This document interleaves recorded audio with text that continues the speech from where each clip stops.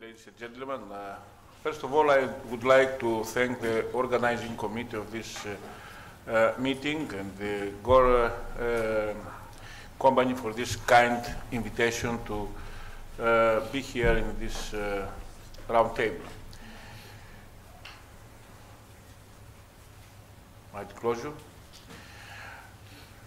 In preparing this presentation, I asked myself actually, what is nowadays a challenge in liver treatment? Actually, there is no unequivocal definition, but in general, when we have an abdominal aortic aneurysm with a neck length less than 15 millimeters, or with neck angulation more than 60 degrees, with double-angled necks, or with irregular necks, with thrombus, bulges, or calcium, or with a diameter of the proximal neck more than 28 or 32 millimeters in diameter. So, in this case, there is actually a challenge. And the treatment in these cases can be complicated by clinical emergency. What makes an aortic neck hostile? First of all, a short neck, an angulated neck, an irregular neck, or a wide neck is characterized as a hostile neck. In hostile neck, it does not guarantee a position between, a durable position between device and the aortic wall. Coming to more recent analysis in 2011, we all were impressed by a Sanger paper who analyzed more than 10,000 liver patients in the United States, revealed that more than 60% of them did not comply to manufacturer recommendations, even apply a more liberal definition. About 30% of patients is not suitable for this recommendation. But anyway, hostile neck is part of the clinical practice. Which are the risks relating to the treatment of the hostile neck? First of all, endolytic type 1 or 3, migration, which lead to aneurysm enlargement, and finally, aneurysm rupture.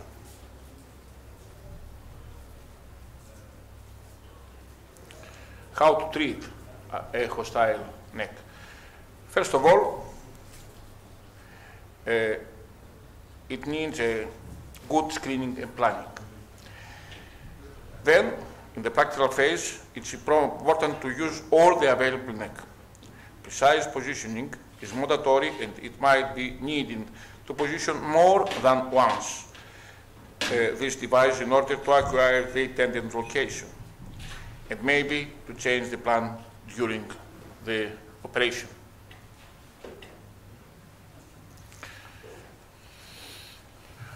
When we do an abdominal aortic aneurysm with EVAR technique, we need a precise placement.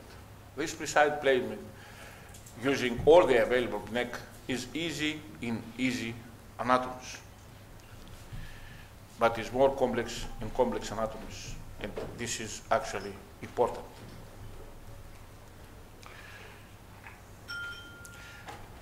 One feature I would like to underline is that the very first deployment of the extruded device allows anchors to fix in the aortic wall so that the device is in a position that might be the final one.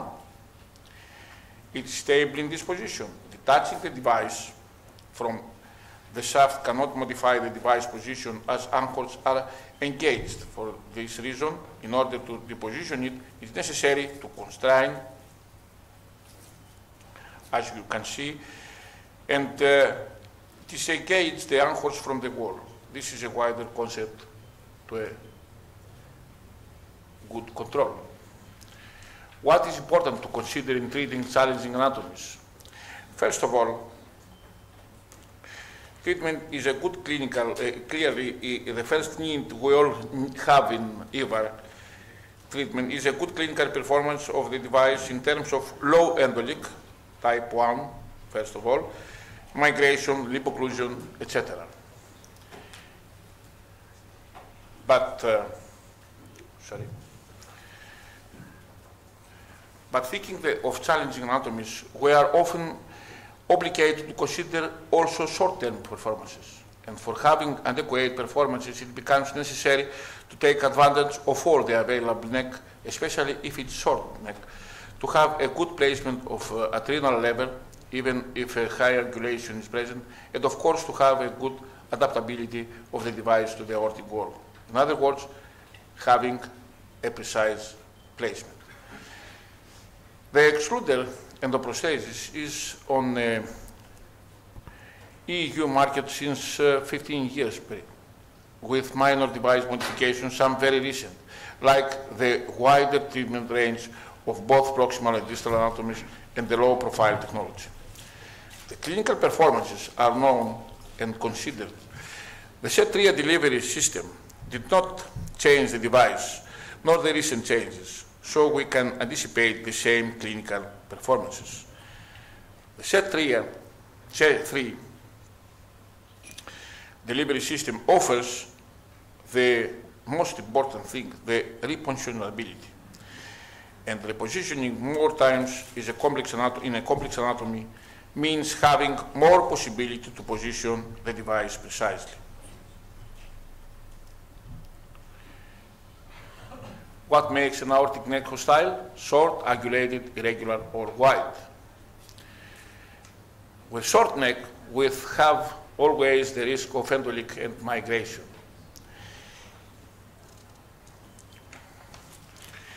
Some years ago, the comparison between suprarenal and infrarenal started, and it was suggested that a suprarenal fixation could help in case of short necks. But clinical data proved that this is not true. In order to understand this, it's necessary to remember that sealing and fixation are different things. Let's start from sealing. All the devices, independently from where the fixation is, get sealed always infrarenally. And then it comes the migration. At the last years, it became evident the influence of the active fixation. The presence of anchors has demonstrated efficacy in preventing migration independently from anchor's location. A recent paper demonstrates how the clinical opinion changed over time. Hanger and colleagues compares cases treated with excluder and zenith grafts and analyzes the ones with a neck length less than 15 millimeters. Groups are comparable regarding neck length and mean follow-up. And the same are results. No migration in both groups, no type 1 endoleak post-procedure and 1 year, 1.6 type 1 endoleak with excluder and 4.2% with zenith Cook device. The difference is not statistically significant, so the same is the position of the fixation. It does tend the result in a short neck. Additionally, suprarenal fixation does not improve results in terms of sealing or fixation in short necks. Infrarenal fixation might provide advantages in case of renal intervention, conversions, progression of the pathology, or chimney technique, etc., etc. And suprarenal fixation is associated with increased risk of renal complications, as you can see.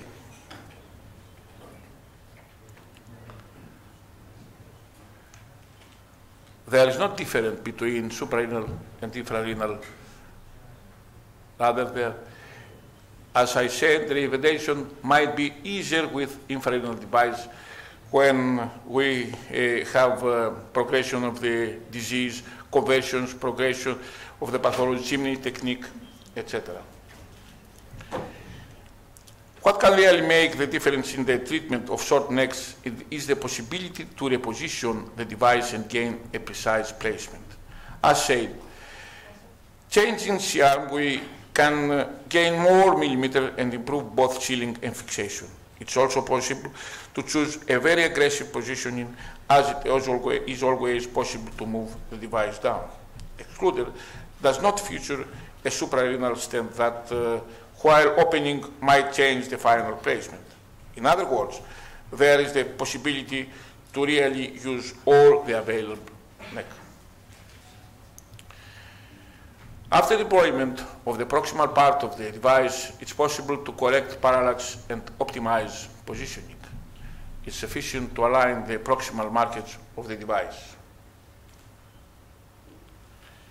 After marker alignment, it's sufficient to constrain the proximal part of the device and reposition it to renals just to the level of renal arteries in order to optimize positioning. More accurate positioning could lead to use of less extensions, so we have control of costs. As you can see, clinical evidence is already available showing a minor incidence of CAF used with SED3 delivery system. Comparing the USAID trial, 563 patients treated with excluded featuring simple delivery system in on-label anatomies with the great registry, 399 patients treated with excluded featuring SED3 delivery system in more complex anatomies. The percentage of cuffs used is halved with SED3 delivery system, and this despite the treatment of more challenging anatomies. More complex is the treatment of angle necks, showing both an infrarenal and suprarenal angulation. Any suprarenal device has to deal with both the curves, and this can lead to positioning issues given the forces acting on the catheter delivery system, but also to issues in contact with the aortic wall if the suprarenal stent is lying in the angulation. As it often happens, it might prevent the proper contact with the aortic wall.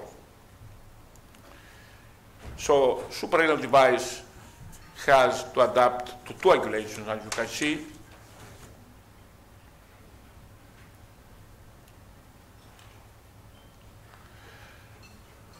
On the other hand, the infrarenal device has to deal and adapt to only one angulation. This is one of our cases with an angulated neck with a precise placement of the graft just to the level of the renal arteries. Another clinical case with a very tortuous and aneurysmal iliac artery which dealt with a quadrilateral lip graft.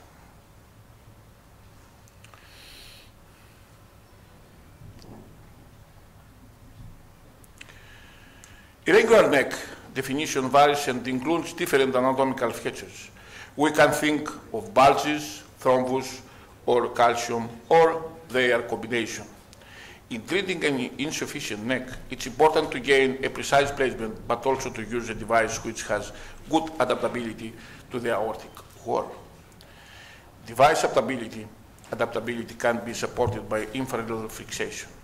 A suprarenal stent might force the infrarenal portion of the device and keep it far from the wall. The other thing is, let's think of a neck with focal calcifications. During planning, we could think of a certain strategy which might change during the implantation of the device. We could discover that the contact between the device and the aortic wall is favored positioning the device more distally.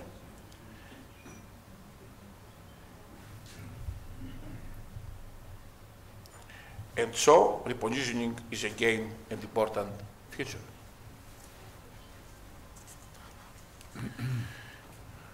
Regarding the irregular necks, everyone has a plan before going to the theater. But sometimes, challenging anatomies are treated having a certain experience with endovascular procedures during the case. There is the possibility of replanning in order to better accommodate the device to the specific anatomy. The possibility to reposition the device leads to versatility of the implantation and to the control of different anatomies. The pressure of thrombus has always been associated with worse results. In a recent publication, we showed that the presence of thrombus has not a significant influence on results in short and medium term. It's not associated with a higher rate of migration or endoleak.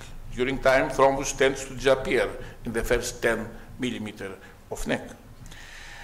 We could assume that if the position is precise, it's possible to gain good clinical results. In the past years, a wide neck, more than it's a clinical case of our case with thrombus in the proximal neck, and we were obligated to put the device distally. In the past years, a wide neck more than 28 millimeters in diameter has been considered as associated with worse results compared with the smaller neck. Nevertheless, it's necessary to consider that since some time ago, a neck more than 28 millimeters was out of treatment. Now, there are devices able to treat necks up to 32 millimeters in diameter, and it should be reasonable to anticipate the same good clinical results with a line extension. In conclusion, hostile necks are part of the real-life cases, and it's time to consider them according to what some device can offer us. After an accurate planning, a precise placement is required in order to minimize the risks of endoleak, migration, lip occlusion, etc. I think repositionability is one of the key features that makes it possible to treat these necks. Thank you very much. Thank you very much, Dr. Maltezos. Question at the end. So.